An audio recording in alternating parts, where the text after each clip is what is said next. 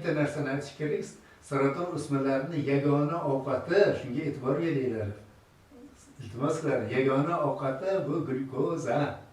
Shuning uchun saraton bemoriga shirali narsalar, qand, shakar, asal, shirin olma, qovun umuman berish mumkin emas. Umuman mumkin emas. Agar shu beriladigan saraton bemorligiga siz glyukoza beriladigan bo'lsangiz, oziq-ovqat bo'lsa, bu xuddi yong'in ketgan uyga kelib turib benzin sepgandek gap bo'ladi. Tezlashtirib tashlaydi. 20 marta tezlashtirib boradi. 20 barobar. Mana shuni endi onkologlarimiz aytish kerak odatda, endi bilimdon onkologlarimiz gapirar, ehtimol aytilar. Endi bu har ehtimolga qarshi aytayotganim. Mustafa uzr, gapingizni bo'laman shu o'rinda. Mana saraton dardi bedavom kitobingizni o'qib chiqqanman.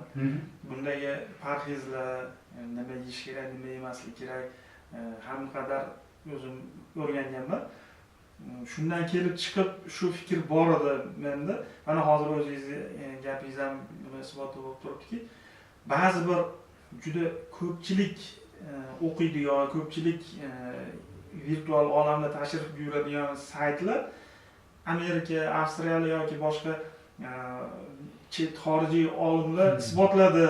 Mana shu narsa saratonni oldini olar ekan yoki infarkt, insultni oldini olar ekan deb qaytanga o'sha kasallikka boquvchi hisoblangan, mana siz aytayotgan oziqlanadigan modda ko'p bo'lgan mahsulotlarni qo'pol qilib aytganda, ana o'sha bemor uchun zahar o'rnida o'tadigan mahsulotlarni saytlarda berib yuborishyapti.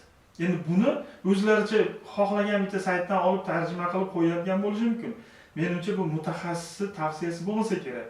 Shularga bir sizni hozirgi gapingizni yana bir kuchliroq ma'noda ta'kidlab aytmoqchimanki, shunaqangi ma'lumotlarni xalqqa e'tiboriga havola qilishda albatta ilmli inson shu ishni qilsa, haqiqatan shu tavsiya to'g'rimi, noto'g'rimi o'shani biladigan odam shu ishni qilsa, ya'ni shu maslahatlarni berishi, sayt orqali shu maslahatlarni berishni amalga oshirsa, maqsadga muvofiq bo'lar deb o'ylayman. Mana xuddi qovunni aytdingiz, qovunni ba'zi bir saytlarda saraton yoki infarkt yoki insultni oldini oladi deb yozganlari bo'ldi.